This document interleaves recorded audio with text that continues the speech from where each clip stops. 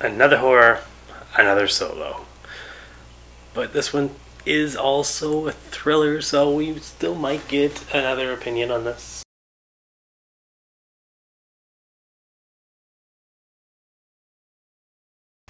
Fright Night, and this was a reboot of the old one from 1985, I want to say. I don't know.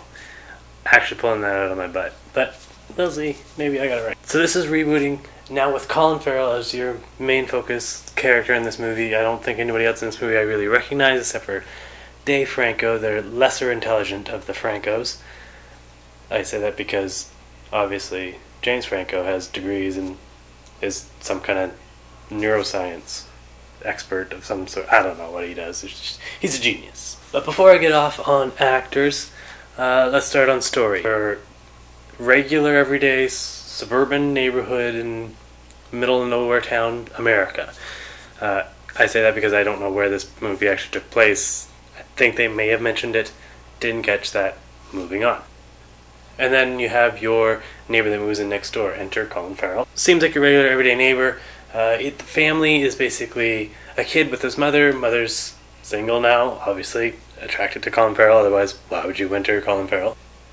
But as we progress to learn that Colin Farrell is a vampire, that's not giving anything away, so don't worry. That's set up right at the beginning and in all the trailers, so you realize that this guy's a vampire. The kid's just running his everyday life and then realizes that there's a vampire in his neighborhood and he has to figure out who it is. We already know who it is, which tends to ruin movies for the most part when you know that it's a certain so-and-so, and then you just keep on going for the kid and be like, no, stop being stupid. Obviously, it's him. But that doesn't happen for too long, and that's cut. You just enter into the actual horror of the vampire and introduce the vampire really quickly, which I kind of like. So now, vampire being introduced, I obviously have to talk about CGI and what they did with the vampire, because that's basically the biggest topic out there when it comes to werewolf vampire movies nowadays. Thank you, Twilight, for ruining everything. They do a really decent vampire here, and I can say that because strengths and weaknesses are obviously mentioned, and they don't make any Twilight sparkle.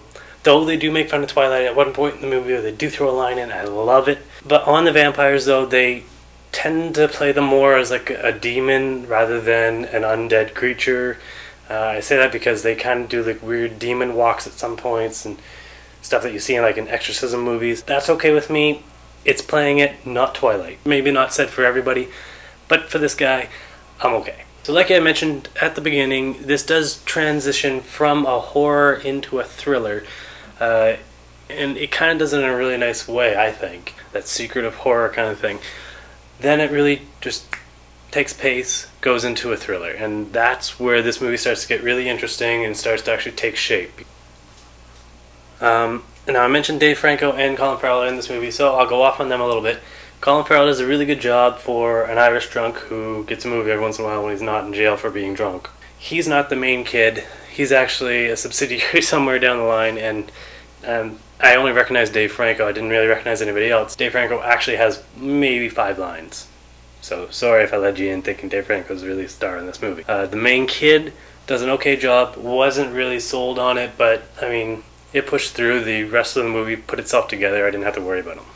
On to rating time, and like I said, I'm going to hope for another partner to give you the other half of this, but can't hold my breath. Shooting for the stars a little bit on this one, but it gets a 2.5, basically because it's kind of still boring. Drunken vampires.